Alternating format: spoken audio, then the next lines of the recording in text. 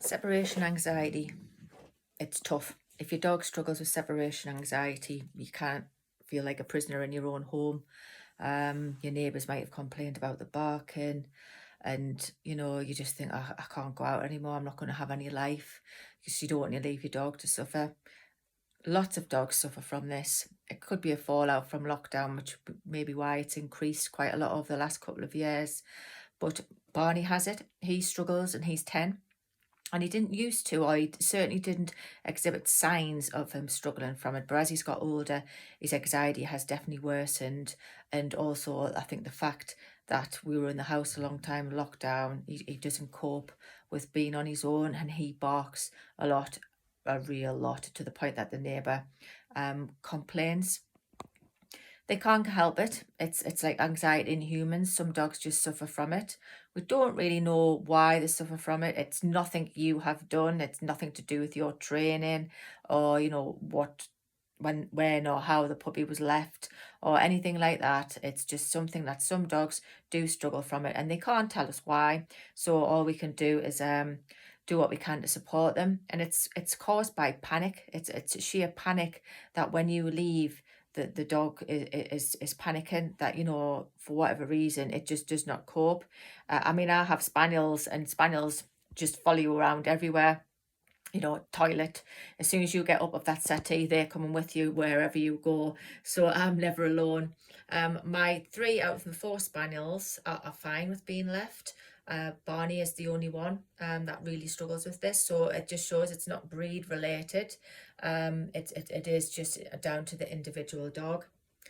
And I think really you'll probably already find things that are working for you, and you focus on them. Don't let people take you off the path that you've decided to go along to support your dog with well-meant advice.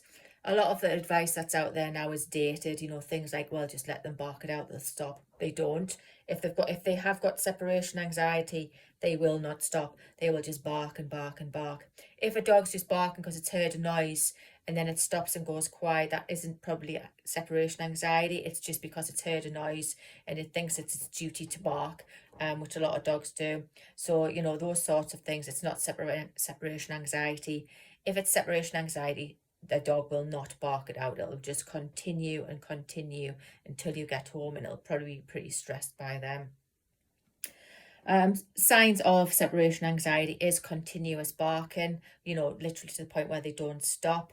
You could invest in some sort of camera or, ask a neighbour just to let you know, is your dog barking all day if you have got concerns that your dog might have separation anxiety. We have a Ring camera with sound, so we found out pretty much that Barney was struggling when we were out. They could be destroying furniture. It might not just be, might be boredom, but some dogs react in destroying furniture or chewing things up or shredding things. Or some dogs might even, pull their own hair out, if they're really struggling. Or they may just wee in the house that they wouldn't normally do. So there are lots of signs which would indicate separation anxiety, and it's just about monitoring your dog, really focusing on what your dog's doing, and just, understanding, what is concerning your dog. Is it because you're actually leaving the house? And that then you will be able to tell if your dog got separation anxiety, you pretty quickly, just by observing your dog over a couple of days as you leave the house. Does the dog get really stressed? Or speaking to a neighbour and ask, does your dog bark? And that might be a good way to open up a subject if the neighbour is getting a bit tetchy because your dog is barking a lot. And the first thing really what we've had to do is just plan. We don't go out a lot anyway. We have 5 dogs. I don't tend to go out a lot at all because of Barney, but we're very lucky for the odd times that we do go out. We have family on board that will take Barney. The rest of the dogs are fine to be left, but my family will look after Barney, so we can have a night out, here and there for just popping out for a few hours. If it's something which is going to be a longer duration, then I've looked into getting home boarding or boarding kennels, which I trust.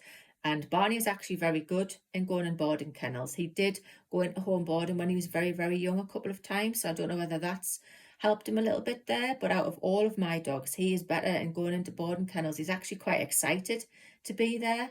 So that, which is strange because you'd think he would be anxious about that, but he isn't. So it just shows trying to understand a dog's mind is very, very complicated. But plan ahead.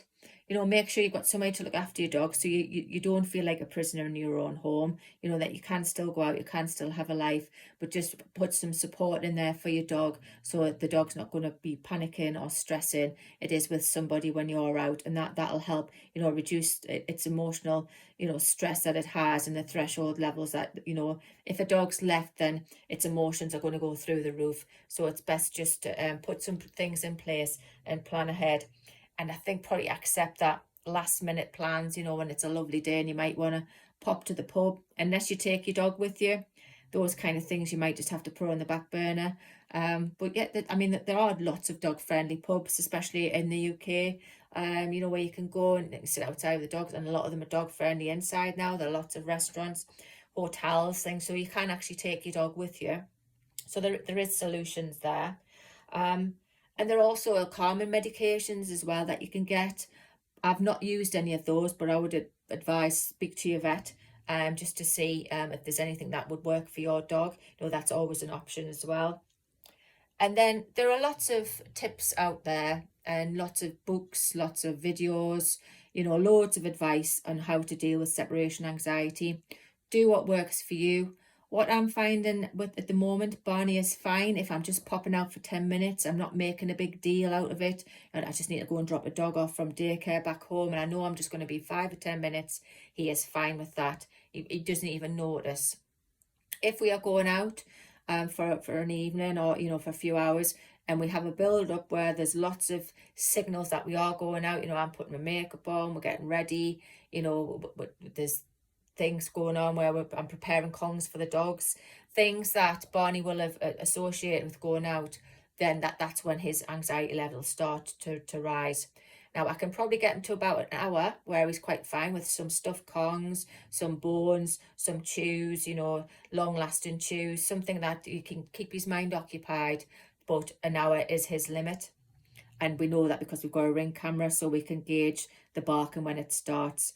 So this is what I would advise you, just, when you're trying to work out how long you can leave your dog, try little different sessions with them. Try just popping out for 10 minutes, or try if the dog doesn't cope for 10 minutes, try for 1 minute. Try just walking out the front door and coming in the back door and seeing how the dog is. Do that a few times and gradually build it up. Just really so you can see how much your dog can actually, cope with, really. There are lots of advice out there. Some of it is dated, so I wouldn't, follow lots of the advice. Do what works for you. Do what works for your dog. It's your dog's well-being at the end of the day, and it's your well-being at the end of the day, because it can be very, very stressful. But don't give up. Just keep persevering with it. Find a plan that works for you, and your dog might not necessarily get over the separation anxiety, but there are ways of coping with it so that both you and your dog can have a more harmonious life, and it's not as stressful, with your dog barking or your neighbours complaining or anything like that. Just don't give up. Just keep working on it. Small sessions, take your time, and just remember, your dog isn't doing it on purpose. It's just because, it's got anxiety, just like some people have, and it just needs some support. Good luck.